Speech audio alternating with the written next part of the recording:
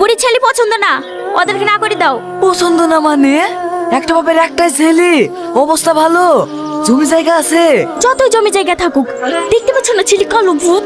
আমারই তো পছন্দ না। কেন, তোমার মেয়ে আবার খুব ফর্সা নাকি? ফর্সা না হলো ওর মতো কালো ভূত তো না। ও ছেলে ভূত পূজা হয় তাই হোক, ছেলে অনেক জমি জায়গা আছে, ওই ছেলের সাথে আমি বিয়ে দেবো। জোর করে বিয়ে দিয়ে মেয়েটার জীবনটা নষ্ট করবে নাকি? নষ্ট কি, দুদিন পরে সব ঠিক হয়ে যাবে। মনে হচ্ছে তুমি সংসার করবা, যে সংসার করবে তারই তো পছন্দ না। যাও যাও, ডাইরেক্ট কি বলি দাও গা, মেয়েদের ছেলেকে পছন্দ করছে না। বসেন ভাই বসেন, একটা শুভ দিন পাওয়া গেছে। থাক, আর দিন টিন দেখতে হবে না, ছেলে কালো তো মেয়ে তো পছন্দ করছে না, আপনারা এখন আসতে পারেন।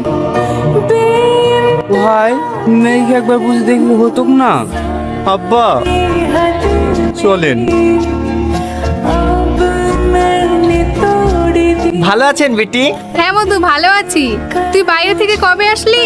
এই দেখেন বেটি, এক সপ্তাহ হইলে আসা। আই টনি বস, তুই তোর বিটির সাথে বসে চাটি খেলি। এক সপ্তাহ হয়ে গেল বাড়ি আসা, একদিনও ফোন করিসনি। আমাদের কথা ভুলে গেছি নাকি? আরে না না, ভুলো কেনে, এমনি করা হয়নি। মা কোথায় গেছে দাদি? ওই পড়া জমি মরে গেল না, তাই দেখতে গেছে। ভাই এবার বিয়ে করার লেগে বাড়ি আসলি নাকি? আরে না না, এমনি।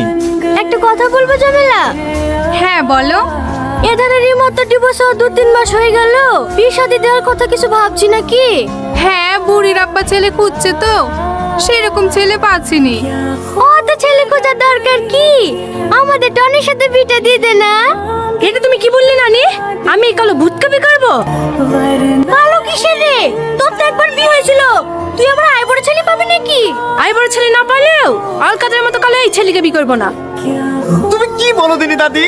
সবার সামনে আমাকে এইভাবে তোমার অমন করতে ভালো লাগে?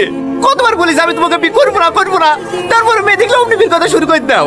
থাকবো না রে বাড়িতে, কালকে বেঙ্গলে চলে যাবো।